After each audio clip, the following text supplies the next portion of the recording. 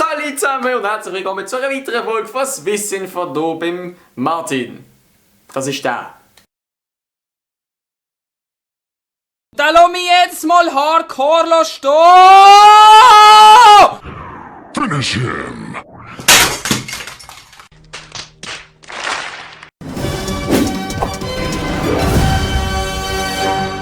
Mir ist letztens in der Stadt Folgendes passiert. Hey, bist du nicht der Ask? Ja, fast. Ask Switzerland. Da siehst du mal, wie schnell ich abschalte, wenn du kommst. Ich nehme das nicht zwingend als positive Rückmeldung. Heute hast du das Neueste gehört, und zwar von einer gewissen Amy Sharp aus Australien. Die junge Dame ist 18 und ist aber schon im Gefängnis gehockt in Sydney, und zwar wegen Landfriedensbruch. Auf alle Fälle ist der dann doch tatsächlich gelungen, um aus dem Gefängnis auszubrechen. Ich meine, das ist doch mal eine Karriere, mit 18 schon im Gefängnis. Und dann schaffst du es zum Ausbrechen. Was aber jetzt passiert ist, und das ist das Interessante an dieser ganzen Story, die Polizei hat auf Facebook ein Fahndungsfoto von ihr gepostet. Und die andere ist intelligent genug, um drunter zu schreiben, bitte nehmt doch ein anderes Foto.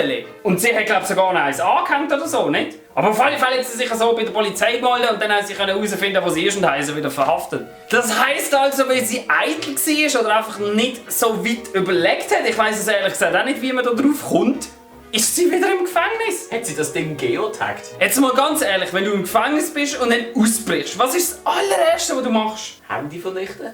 Irgend so ein Shit, du tauchst unter. Was meint ihr zu dem Ganzen? Hätte sie vielleicht noch mehrere Fotovorschläge posten sollen, so auch noch von Instagram und von Twitter, dass sie ein wirklich gutes Foto nehmen?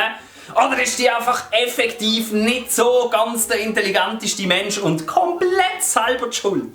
Hey, weißt du, was der Hammer ist? Ein Werkzeug. Wenn wir schon bei skurrilen Geschichten sind, dann bleiben wir doch auch gerade dabei. Das ist immer typisch, wenn ich bei Martin bin. In Mexiko ist nämlich jemand tatsächlich an einem Knutschfleck gestorben. Yep, ihr habt richtig verstanden, der 17 Jahre alte Typ hat von seiner Freundin am Hals einen Knutschfleck bekommen. Daraus ist dann ein Blutgrinsel entstanden, der weiter ins Hirn gewandert ist und dort für einen Hirnschlag gesorgt hat, an dem der Typ dann leider gestorben ist. Für die nicht wissen, was ein Blutgrinsel ist, wenn das Blut an einer bestimmten Stelle in einer Oder plötzlich einfach dick wird und eine Art Klumpen bildet und der Klumpen dann natürlich das nachfließende Blut blockiert. Bei diesem Typ sind sicher noch andere Sachen dick geworden.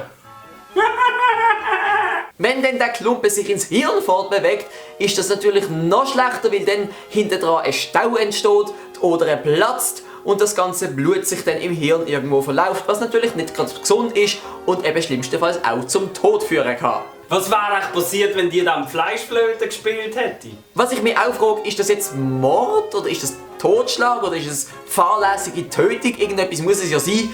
Und das Zweite, was ich mich frage, ist es angebracht, über das zu lachen? Ich meine, klar, es ist skurril und es ist wirklich extrem dumm, an so etwas zu sterben, aber irgendwie es ist ja trotzdem ein verlorenes Menschenleben. Was meint ihr dazu?